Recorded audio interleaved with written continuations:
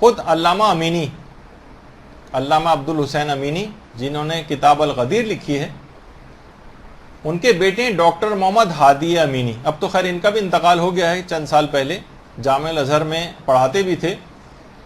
تو کہتے ہیں کہ علامہ کے انتقال کے 4 سال بعد میں نے خواب میں علامہ کو دیکھا تھا، اپنے والد کو.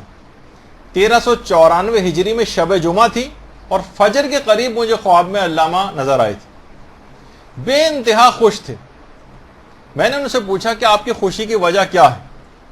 کیا آپ کی خوشی کی وجہ کتاب الغدیر ہے جو آپ نے اتنی مفصل امیر المومنین کی خدمت انجام دی ہے؟ کیا یہ وجہ ہے یا دیگر تالیفات ہیں آپ کی وجہ آپ کے خوش ہونے کی، یا وہ امیر المومنین لائبریری جو کہ نجف میں ہے جو انہوں نے قائم کی تھی، کیا یہ آپ کی خوشی کی وجہ ہے؟ آیت اللہ امینی نے فرمایا میری خوشی کی وجہ زیارت امام حسین علیہ الصلوۃ والسلام.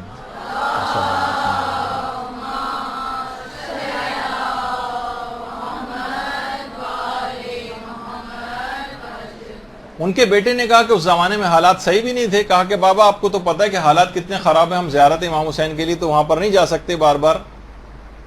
تو اس موقع پہ پھر علامہ نے کہا کہ میں نے تمہیں جب زندہ تھا اس وقت بھی وصیت کی تھی، اب دوبارہ تاکید کرتا ہوں کہ کسی بھی صورت زیارت عاشورہ کو ترک مت کرنا، اور جس طرح سے تم روزانہ واجبات اپنے انجام دیتے ہو اس طرح سے زیارت عاشورہ کو پڑھتے رہنا.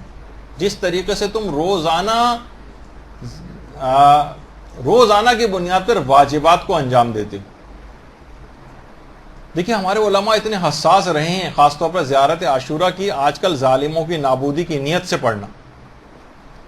اپنے لحاظ سے بھی کہ ملا فتح علی سلطان آبادی گزرے ہیں، یہ محرم کے پہلے 10 دنوں میں ہر شہید کربلا کی طرف سے الگ الگ زیارت عاشورہ پڑھتے تھے روزانہ ابتدائی 10 دنوں میں. حتیٰ کہ جس وقت ان کی روح جسم سے نکل رہی تھی اس وقت بھی زیارت عاشورہ ان کی زبان پر تھی.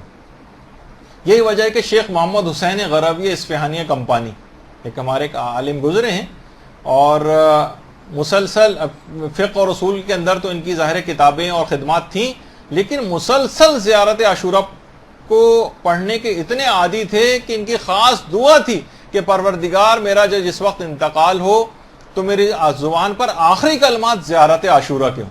اور جس وقت ان کا انتقال ہوا شیخ غروی کا، اس وقت ان کے آخری کلمات ان کی زبان پر زیارت عاشورہ ہی تھی. تو اتنا لوگوں نے باقاعدہ اسی عاشورہ، زیارت عاشورہ، باقاعدہ عاشورہ بریگیڈ ایک بنایا گیا ہے ظالموں سے مقابلے کے لیے حال ہی میں وہاں پر. تو اور خود علی آقا قاضی جن کا اتنا زیادہ تذکرہ ہماری گفتگو کے اندر اکثر و بیشتر آتا رہتا ہے، وہ خود فرماتے تھے کہ اب میں جس مقام پہ بھی اس وقت ہوں صرف 2 چیزوں کی وجہ سے یہاں تک پہنچا ہوں، ایک تو قرآن کریم کی بدولت اور دوسرا زیارت حضرت سید الشہداء کی بدولت. اللہم صلی اللہ علیہ.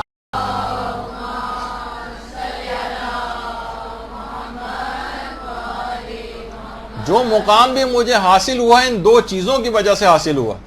دیکھیے ابھی ہم نے کہا 50 آیات تلاوت قرآن روزانہ کرنا، اور ہر وقت قرآن کو اپنے اوڑھنا بچھونا قرار دینا، اور اسی طریقے سے زیارت عاشورہ بھی اگر انسان اس انداز سے کرتا رہے. آیت اللہ سید تقی موسوی اصفہانی جو صاحب مکیال المکارم کہلاتے ہیں، ان کے خادم کے بھائی نے، ان کے خادم تھے، انہوں نے اپنے بھائی کو خواب میں دیکھا جو انتقال کر گئے تھے. دیکھا کہ بہت لباس فاخرانہ پہنے ہوئے ہیں. تو میں بڑا حیران ہوا کیونکہ میرے بھائی کا اتنا اچھا کردار نہیں تھا. میں نے اس سے پوچھا کہ تمہارے اعمال تو اس قابل نہیں تھے، پھر آخر اتنے خوش ہونے کی وجہ کیا ہے؟ کہا کل ہی ایک جو گورکن ہے قبرستان کا، اس کی ماں کی تدفین یہاں پر ہوئی ہے، اور امام حسین 3 دفعہ اس گورکن کی ماں کی قبر میں آ چکے ہیں. اللہم صلی علی محمد.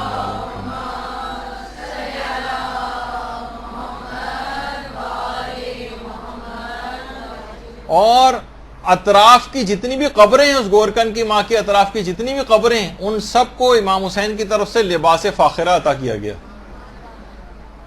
اللہم صلی علی محمد.